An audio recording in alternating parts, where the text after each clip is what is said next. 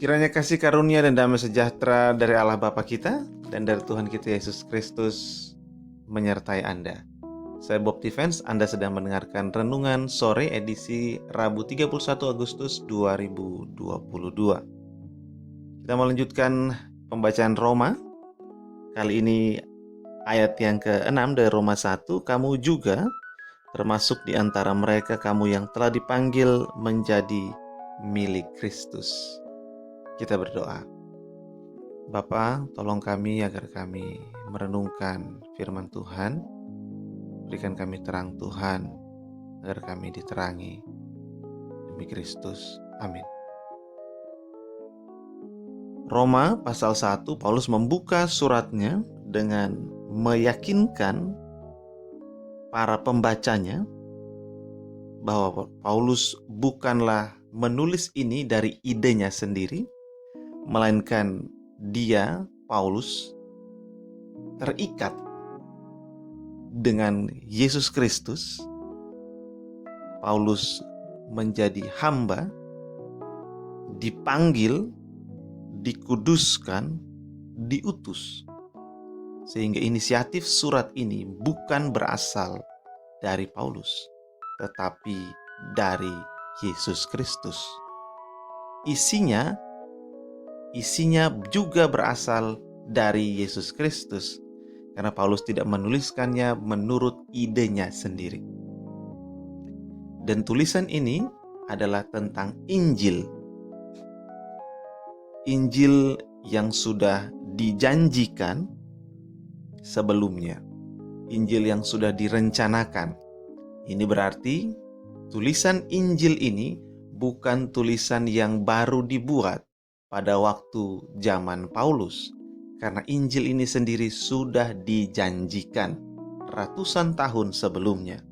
Dijanjikan oleh orang-orang yang sangat dipercaya, yaitu para nabi. Dan janji para nabi ini didokumentasikan di dalam tulisan yang sangat dipercaya, yaitu kitab suci. Dan kitab suci ini adalah tentang anak Allah, Yesus Kristus. Dari mana kita tahu itu Yesus Kristus? Yesus Kristus diturunkan dari keturunan Daud menurut daging karena dia manusia, tetapi dia juga Tuhan karena membuktikannya melalui kebangkitannya dari antara orang mati. Jadi Injil tentang Yesus Kristus ini memiliki bukti janji para nabi dari keturunan Daud dan dari kebangkitan Yesus dari antara orang mati.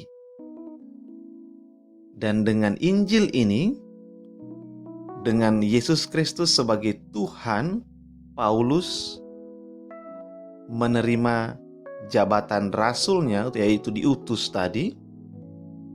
Tujuannya adalah untuk menuntun semua bangsa supaya mereka percaya dan taat kepada nama Yesus.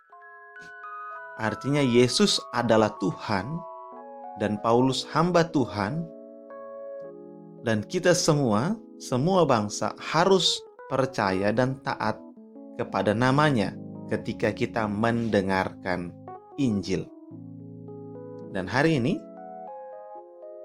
ayat yang ke-6, kamu juga, kalau 1-5 Paulus berbicara banyak tentang bagaimana Yesus Kristus mengutusnya. Yesus Kristus adalah anak Allah, Yesus Kristus adalah isi dari Injil. Ayat yang ke-6 dia menghubungkannya dengan para pembacanya, orang-orang di Roma, dan termasuk juga Anda dan saya. Ayat yang ke-6 berbicara tentang Anda, tentang saya. Kamu juga termasuk di antara mereka, kamu yang telah dipanggil menjadi milik Kristus. Jadi Injil diberitakan kepada orang-orang, kepada semua bangsa dengan tujuan agar kita semua percaya dan taat kepada nama Yesus. Dan kita semua yang percaya dan taat kepada nama Yesus, kita dipanggil untuk apa? Untuk menjadi milik Yesus Kristus. Kita bisa bilang bahwa tujuan dari percaya dan taat adalah kita ini menjadi milik Yesus Kristus. Tujuan dari iman kita adalah kita ini menjadi milik Yesus Kristus. Tujuan hidup kita adalah kita ini menjadi milik Yesus Kristus. Itulah gereja. Gereja itu ada, dilahirkan karena Injil. Gereja ada, dilahirkan karena hasil pelayanan para rasul. Dan gereja itu sendiri berarti milik Tuhan. Dan sebagai orang-orang yang menjadi milik Tuhan, berarti orang-orang ini hidup di dalam panggilan. Sama seperti Paulus terikat dengan panggilannya. Paulus tidak hidup menurut rencananya sendiri. Demikian gereja kita dipanggil, artinya kita terikat. Orang-orang yang menyerahkan dirinya untuk Yesus Kristus, orang-orang yang percaya dan taat kepada nama Yesus adalah orang-orang yang dipanggil, adalah orang-orang yang terikat dengan kehendak rencana Yesus Kristus. Hidupnya bukan lagi miliknya sendiri, tetapi dia sudah menjadi milik Yesus Kristus. Ini kenapa orang Kristen disebut Kristen, pengikut Kristus. Kenapa? Karena hidupnya terikat dengan Yesus Kristus. Kemanapun Yesus pergi, dia pergi ke situ. Apapun yang Yesus inginkan, dia lakukan. Kenapa? Dia adalah milik Kristus. Kata milik Kristus di sini menyiratkan, mengandung arti bahwa hidupnya itu diatur oleh Yesus Kristus. Hidupnya dikuasai oleh Yesus Kristus. Apa yang menjadi miliknya itu adalah milik Yesus Kristus. Baik itu waktu, uang, tenaga, masa depan, semua sumber daya itu milik Yesus Kristus. Dan karena semua ini milik Yesus Kristus, berarti digunakan untuk kepentingan Yesus Kristus. Tetapi yang kedua, arti dari milik Yesus Kristus juga berarti bahwa kebahagiaannya, nasibnya, masa depannya itu ada di dalam tangan Yesus Kristus. Ini berarti orang-orang yang menjadi milik Yesus atau dengan kata lain gereja adalah orang-orang yang masa depannya terjamin. Adalah orang yang keamanan hidupnya terjamin. Adalah orang-orang yang kekhawatiran hidupnya dijamin oleh Tuhan bahwa jangan khawatir, aku memelihara kamu.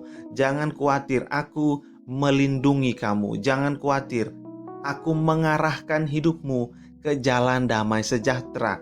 Hidupmu tidak akan diarahkan kepada kecelakaan, kepada penderitaan yang tidak terukur, kepada hidup yang sama sekali tidak terkendali. Aku yang mengendalikan hidupmu. Meskipun katakanlah terkadang hidupmu terlihat seperti tidak terkendali, hidupmu terlihat seperti tidak teratur, tetapi kamu adalah milikku. Aku yang mengatur hidupmu sehingga hidupmu teratur. Aku yang mengarahkan hidupmu sehingga hidupmu terarah. Aku yang memberikan damai kepadamu. Aku yang memberikan sukacita. Dan damai yang kuberikan kepadamu tidak seperti yang diberikan dunia kepadamu. Dunia ini memberikan damai yang tidak tetap, tidak kekal. Damai yang kuberikan kepadamu sifatnya menetap dan kekal. Sehingga percayalah kepadaku. Di satu sisi hidup kita diarahkan. Di sisi lain karena itu diarahkan maka itu terarah, terjamin, terlindungi, sifatnya stabil karena kita berada di tangan yang kuat. Ketika seseorang mengendalikan hidupnya sendiri, maka hidupnya berada di dalam tangannya, di dalam kekuatannya sendiri.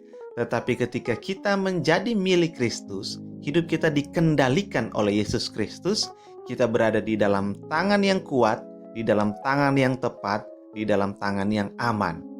Sehingga Paulus mengatakan, kamu dipanggil menjadi milik Kristus.